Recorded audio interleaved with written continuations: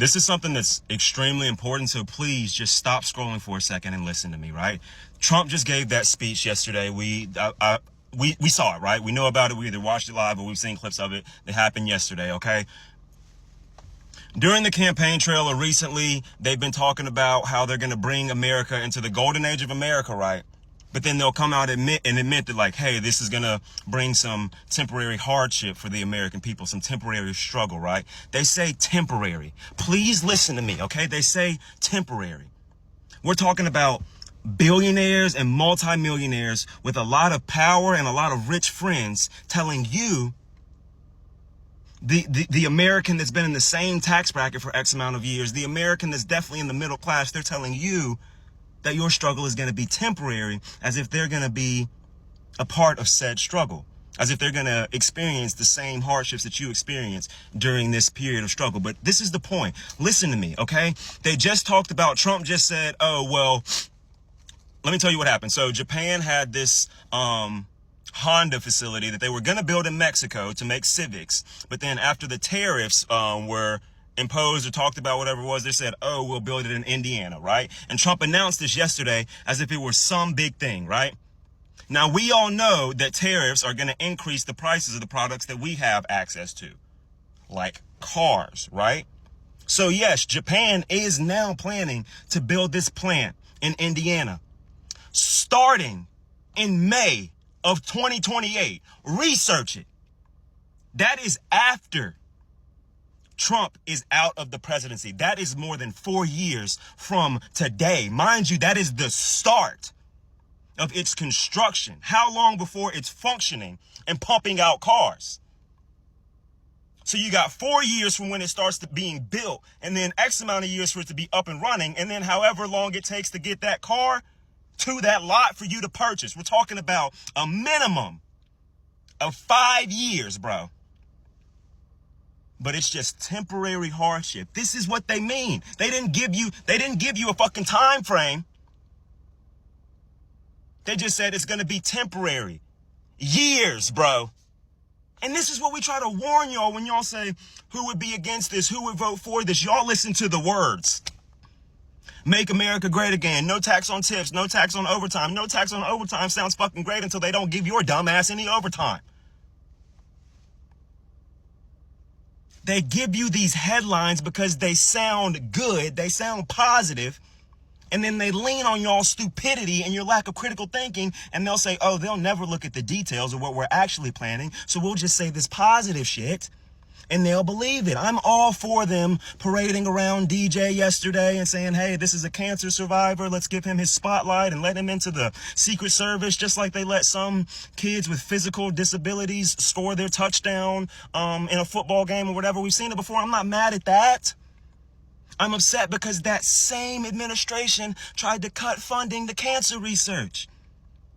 And Congress put in a law to where they couldn't do that. They tried to do it this time around too, but they said, hey, y'all already tried this the first time from 2016 to 2020, and Congress shut it down. So the fucking administration that's trying to cut funding to cancer research is also parading around a child that survived cancer.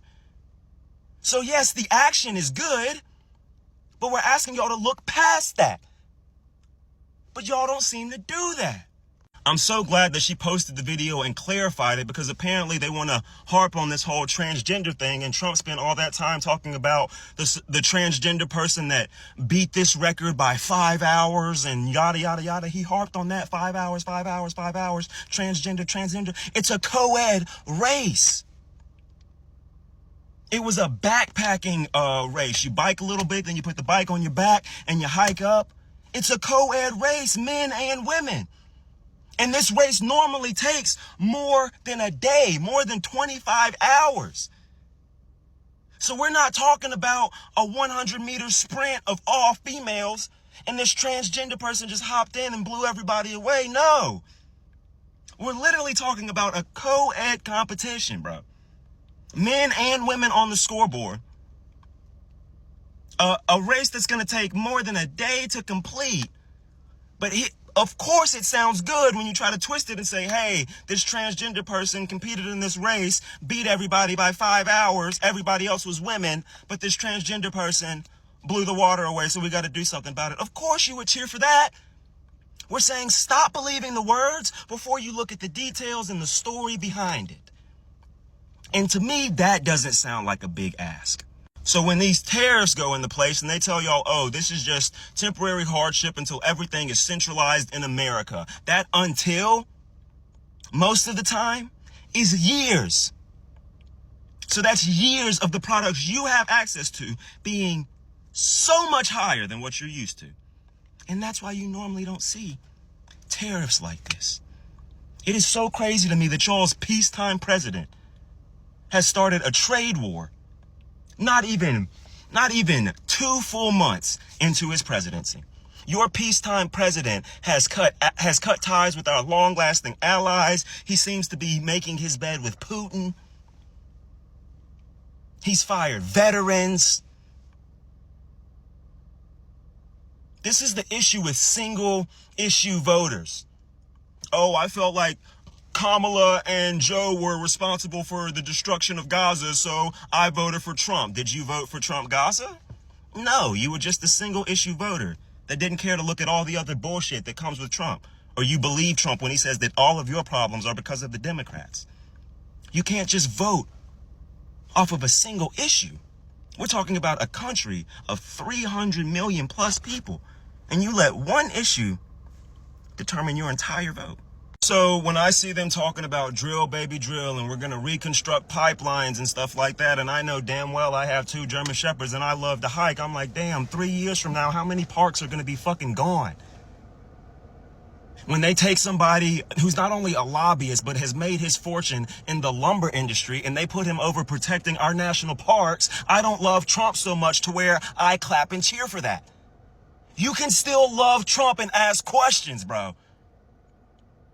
They want to talk about bringing free speech back to America, and let's not forget the video of Trump talking about how annoying these environmental regulations are and how long it takes to get approvals for buildings and constructions and things like that. The reason he puts these people in these positions is because they're going to do away with those regulations and those precautions that are put in place to protect the environment just so that they can build these pipelines and whatever industry they want to make money from. And I'm not saying that those regulations just need to stay in place and don't need to be tweaked, but I am saying don't just yank them out the way entirely so that you can take.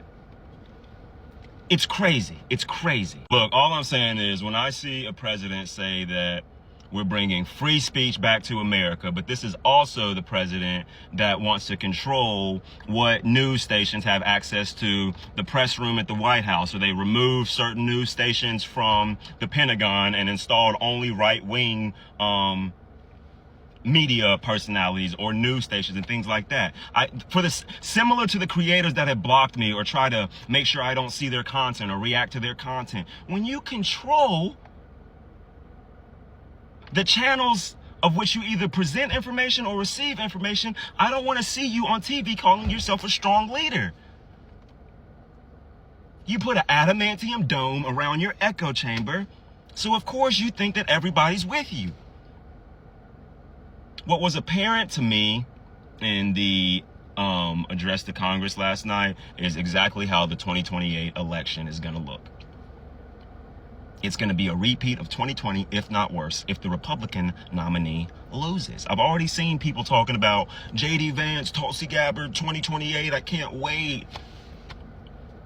We already know what MAGA would have done had they lost the 2024 election. Now they get another 4 years of their cult leader in power, knowing he can't run again, even though they're going to try to do some bullshit to let him run for a third term. If they don't figure that part out, they're definitely going to find his fucking mini twin to just try to keep that agenda going.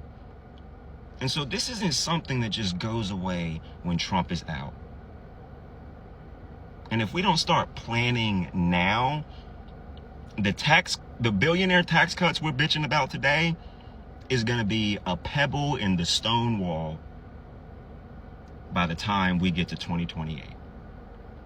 Just stop believing the words and just look at the story behind it. And that might lead you to start questioning your cult leader just a little bit.